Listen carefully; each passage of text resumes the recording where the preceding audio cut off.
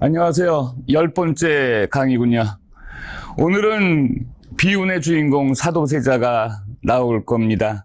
자, 영조대왕의 아들 사도세자. 세자까지 임명했고 청명하라는 소리를 들었으나 아버지에 의해서 쌀 뒤주에 갇혀서 일주일 동안 아무 음식도 먹지 못하고 죽었습니다. 왜 그랬을까요? 그리고 그의 아들은 어떻게 해서 정조대왕으로 왕위 계승을 성공했을까요?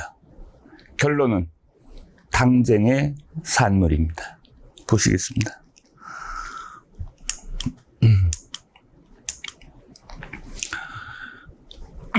여기죠. 숙정대왕이 19대 조선조 대왕인데 46년간 왕 생활을 했습니다. 그런데 아들을 2명 낳았죠. 왕비 소생으로 낳은 게 아니라 장희빈 소생으로 아들을 낳았고, 그 다음에 숙빈 최 씨는 천민 무수리 출신입니다. 어머니의 신분이 제일 낮아요. 그런데 문제는 장희빈은 왕비까지 되었던 사람인데 그의 아들 경종은요, 굉장히 소위 말해서 비실이었습니다. 건강 상태가 안 좋아서요, 재위 기간이 굉장히 짧아요. 그래서 천민 무수리 출신인 숙빈 최 씨라는 후궁 소생인 영조는 굉장히 튼튼이에요. 시샘말로 얘기하면 왕 생활을 52년, 왕 생활 자체만 52년. 그러니까 고구려의 장수왕을 제외하고는 왕 제위 기간이 가장 길었던, 조선 왕조에서는 단연 독보적인 왕 제위 기간 1위를 차지했던 왕이 영조대왕입니다. 장자상속의 원칙에 의해서 경종은 왕위에 먼저 오르게 됩니다. 그러나 일찍 죽어요. 그 다음에 무수리 출신인 숙빈 최 씨의 아들 영조가 왕위에 오릅니다. 52년 동안 쟁쟁하게 살아서 통치를 합니다. 그런데 여기서 문제가 생기는 게 뭐냐면, 이 숙정대왕 때 우리나라의 당쟁은 가장 많이 일어났던 것이죠. 그 중에서 서인이 갈라집니다. 어떤 식으로 갈라지냐면, 왕위 계승 문제를 놓고요, 집권당이었던 서인이 경종을 지지하는 파와 영조를 지지하는 파로 갈리게 됩니다. 다시 말씀드리면 장희빈 소생을 왕위에 앉히자라는 사람들이 서인 소장파 사람들이에요. 그들을 소론이라고 얘기를 합니다. 그 다음에 숙빈 최 씨, 최숙빈의 아들을 왕으로 삼자, 이 영조를 지지했던 사람들이 아주 노련한 서인의 노장파들이었습니다. 그래서 서인이 둘로 갈라져서 경종 지지파인 소론과 영조 지지파인 노론으로 분열되게 되는 게 바로 이 왕위 계승 문제가 되겠습니다. 경종이 먼저 즉위했다는 건 장자상속의 원칙을 지켰다는 것이나, 문제는 건강 상태가 안 좋았던 경종은 4년 만에 죽고 맙니다. 물려줄 아들이 없었기 때문에 재위 기간이 너무 짧아서요. 그래서 왕제, 다시 말씀드리면 왕의 아우로 승계가 됩니다. 그런데 영조는 태생적인 약점을 가지고 있었습니다. 그 어머니가 신분이 천민 출신이었어요. 그러다가 천민 출신의 무술이었다가 왕의 눈에 띄어가지고 후궁이 되어서 아들을 낳았죠. 그런데 그 아들이 굉장한 튼튼이었어요. 노련한 서인의 노장파 세력이 강력하게 지지해서 왕제로서 경종의 다음 때 왕을 이어받습니다. 자, 여기서요, 영조가 재유기간이 길다 보니까 후반기로 갈수록 사람이 왜 노쇠해지고 자기가 하는 일에 실증이 나잖아요. 그래서 실무적인 것은 자신의 아들, 다시 말씀드리면 장조로 추정되는 사도세자를 불러서 웬만한 것은 네가 처리하고 국방이라든가 세금, 경제 문제라든가 재정이죠. 이런 굵직굵직한 것만 나한테 가져와라. 나머지는 네가 전결 처리해라. 이렇게 웬만한 실무를 위임받습니다. 그때까지는 굉장히 똑똑한 세자였죠. 그런데 상당 기간 동안에 야당으로 쳐져 있었던 옛 노론 지지 세력, 죄송합니다. 노론 지지 세력이 아니라 경종 지지 세력이죠. 소위 소론이죠. 그리고 만년 야당이었던 남인 세력들, 이 소론과 남인 세력들이 세자에게 모이게 되겠죠. 사도세자 정치 세력이 됩니다. 그러니까 영조를 둘러싸고 있었던 기존의 만년 집권 세력, 장기 집권 세력이죠. 노론 세력이 그를 견제하게 되는 것입니다. 이래서 이 영조를 지지하고 있었던 노론 세력은요, 사도세자를 둘러싼 야당 세력, 소론과 남인 세력을 견제하는 끝에 사도세자의 정치적 결정, 정책적 결정, 이런 것들을 안 좋은 면으로 낱낱이 기갓의 어떤 그 당시 아버지 영조한테 왜곡 보고를 하게 됩니다. 당쟁의 산물이죠. 영조는 계속 올라오는 보고가 자신이 정치를 맡겼든 웬만한 실무를 맡겼든 세자가 잘못하고 있는 그 부분만 보고를 계속 받게 됩니다. 어떻게 됩니까? 싫죠. 체면도 문제가 있죠. 그리고 신권이 강화되어서 조선조는 왕권과 신권의 대립관계에서 정치는 계속 진행되었던 것입니다. 자신의 권력보다는 노론 집권 세력의 권력이 상당히 커졌을 때입니다. 그들을 함부로 꺾을 수가 없었습니다. 따라서 사도세자를 불러서 계속 혼을 내게 됩니다. 그러면 여러분, 일반 가정집에서도요, 기가 센 아버지 밑에 기가 약한 그러나 똑똑한 공부 잘하는 아들이 있다고 가정해 보세요. 시키는 대로 해야죠. 범생이어야죠.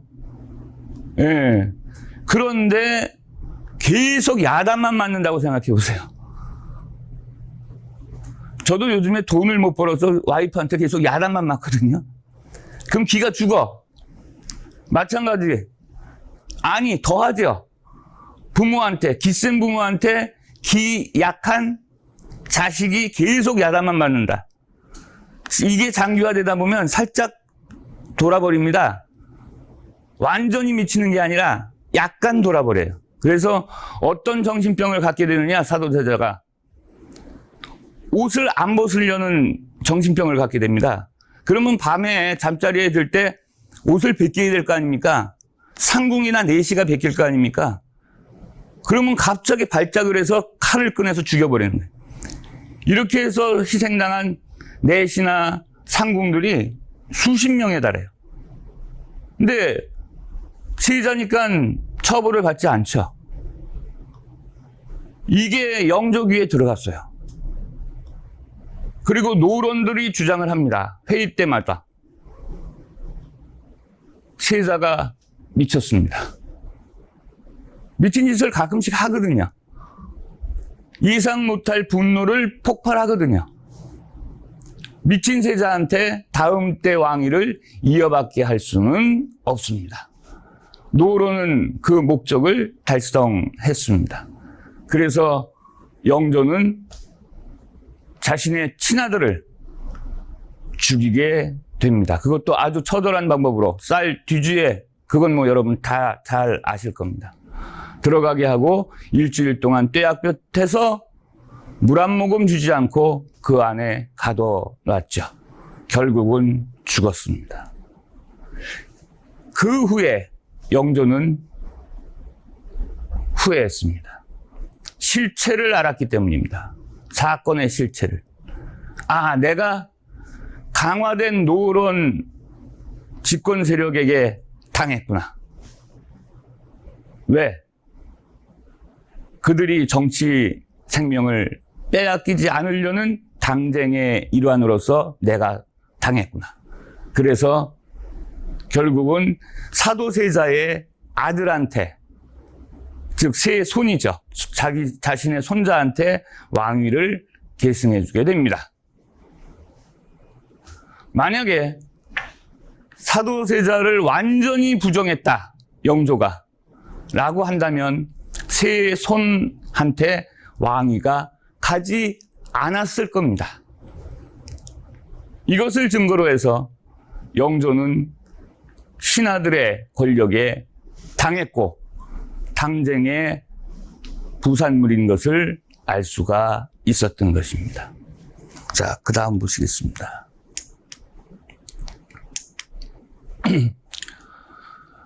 자, 영조는요, 학문과 예법에 있어서 완벽한 왕이 되기 위해서 끊임없이 노력했습니다. 재위기간이 52년이나 됩니다. 그 재위기간 내내 자신의 어머니가 천민 출신의 후궁소생이라는 정통성 논란과 정권욕에 의해서 자신의 형 경종을 왕이 된 지 4년 만에 독살했다는 의혹에 휘달렸기 때문입니다. 한마디로 정권의 정통성이 그래서 중요한 겁니다. 자, 그런 그에게 즉위 11년 만에 왕위를 물려줄 아들이 태어났습니다. 얼마나 좋았겠어요. 경사겠죠. 영조는 생후 2돌도 되지 않았을 때 자신의 아들을 세자로 책봉할 만큼 그 사도를 사랑했던 것입니다. 사도세자 또한 어린 시절 남다른 총명함으로 영조에게 기쁨을 주었던 아주 사랑스러운 세자였죠.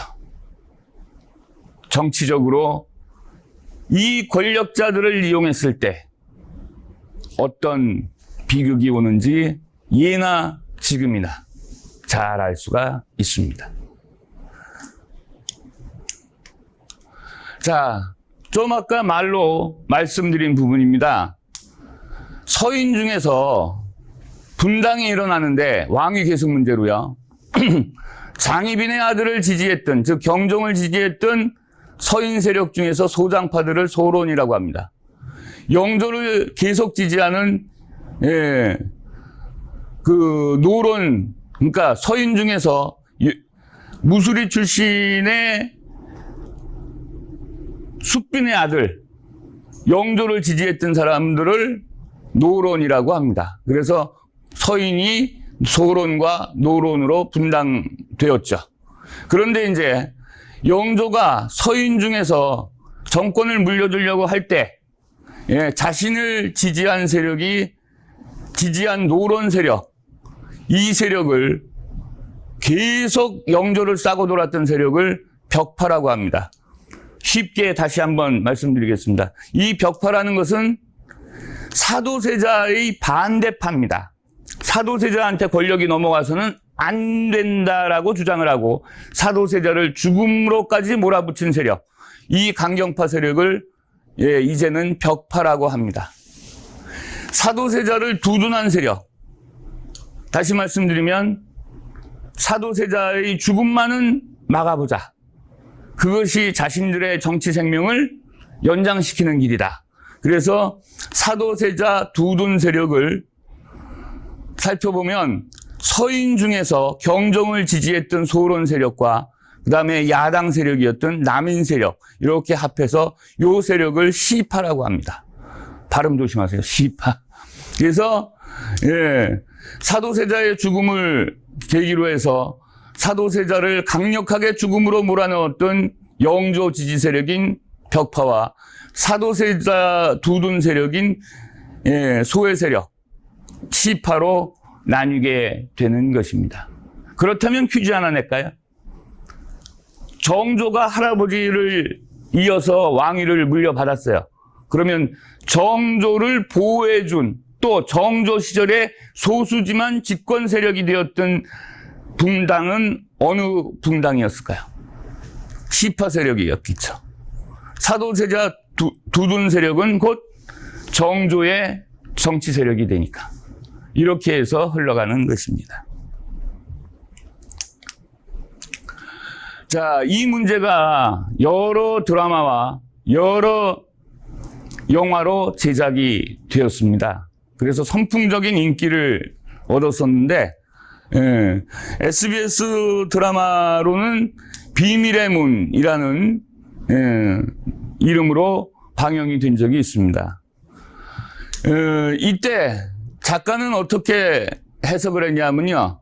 사도세자를 개혁주의자, 아버지 영조를 조선 왕조의 정통 보수 세력으로 설정을 해서 이 보수 세력에게 개혁주의자의 한계성을 드러내었던 그런 희생을 그렸던 게 바로 비밀의 문이라는 드라마의 주제가 되겠죠. 이런 문제는 어디서 봤습니까? 여러분 전강에서 말씀드린 인조의 처다들 소현세자는 청나라 인질생활에서 청나라를 배우자라고 주장을 하는 개방적인 태도를 취했고, 둘째 아들 복림대군은 아버지 인조의 정책을 그대로 따라서 북벌론을 전개했었죠. 개혁을 주장했던 소현세자는 왕이 되지도 못하고 귀국했다가 독살당하고 말았죠. 그와 비슷한 경우라고 생각이 됩니다. 그와 같은 시각으로 영조와 사도세자의 얽힌 이야기를 드라마한 게 비밀의 문이었죠. 호기심이 일어나시면 좋은 내용이니까, 사극이니까 다시 보기로 한번 보시면 재미있을 겁니다. 저 SBS에서 뭐 받은 거 없습니다. 그냥 추천드리는 겁니다. 영화로는 사도라는 영화가 굉장히 유명했죠. 사도에서 나오는 대사의 일부분입니다. 영조가 아들 죽이는 것을 강력하게 비판하는 신하들 앞에서 뭐라고 외쳤느냐? 이것은 나란 일이 아니라 집안일이다. 사적인 일이니 관계하지 마라. 이렇게 외쳤던, 내가 세자를 죽인 게 아니라 나의 말 안 듣는 문제야 아들을 처형한 것이다. 그런 뜻이죠. 그런 시각에서 영화화한 게 사도라는 영화였죠. 자, 세손. 사도세자의 아들이었던 세손은 우여곡절 끝에 왕위를 계승하게 됩니다. 왕위 계승 초창기부터 사도세자의 아들이라는 관계를 가진 정조는 암살 위협에 시달리게 됩니다. 그러나 그것을 잘 극복하고 많은 치적을 남겼습니다.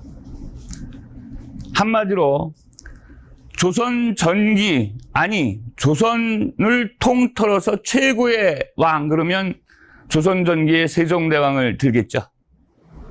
그러면 조선 후기의 세종대왕은 누구냐? 조선 후기를 대표하는 세종대왕으로 불렸던 사람이, 평가받는 사람이 바로 정조대왕이었습니다. 그래서 정조대왕의 업적을 간략하게 알아보겠습니다. 실학사상을 수용해서 조선의 르네상스를 부르짖었던 사람이 바로 정조 이산입니다. 이산은 본명이고요.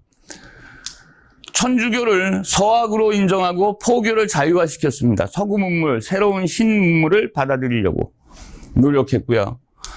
효심이 엄청나서 1년에 2번씩 꼭 화성에 있는 사도세자, 자신의 아버지 묘를 참배하러 갔습니다.